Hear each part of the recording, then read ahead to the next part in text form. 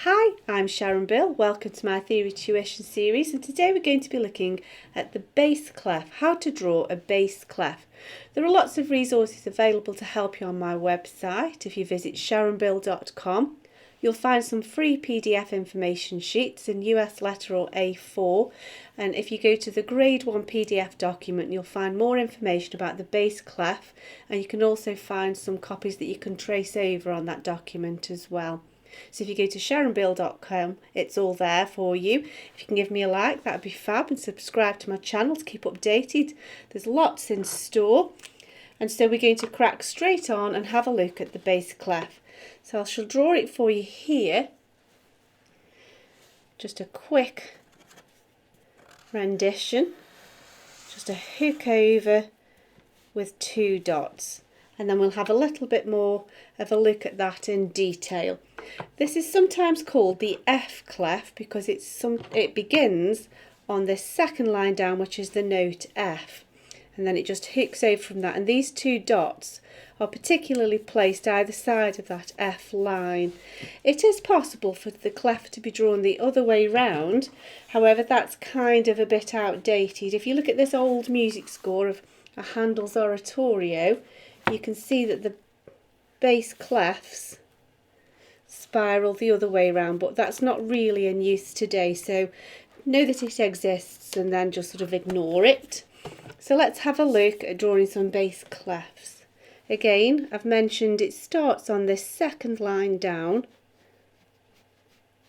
It's sometimes called the F clef, and that's note F, and it hooks over to the right, and then those 2 dots are placed either side.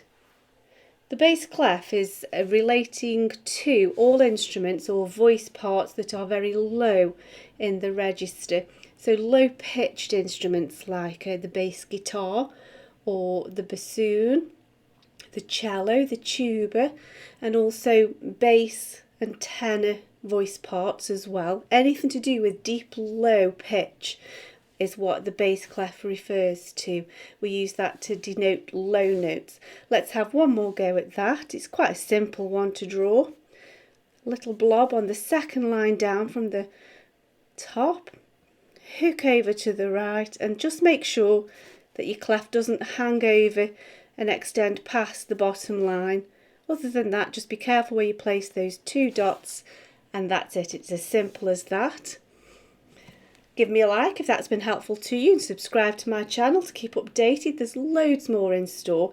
If you want to take this further and get a little bit more involved in your music theory, you can have a look through the ABRSM Grade 1 Music Theory and Practice Workbook, and if you go to my website you can find the links to all of my YouTube video tutorials, and you can find the video tutorials where I'll take you step by step through that first ABRSM Music Theory and Practice Workbook. It takes you from the beginning and progresses and builds on that knowledge. And of course you can find the PDF information sheets. If you go to Grade 1 Section E, you'll find all the information about the bass clef, and you can have a go at tracing some if you're not sure straight away. So if you visit sharonbill.com, it's all there for you. Thanks for watching. Give me a like. Don't forget to subscribe to stay updated. There's loads more to come. I'll see you next time. Bye.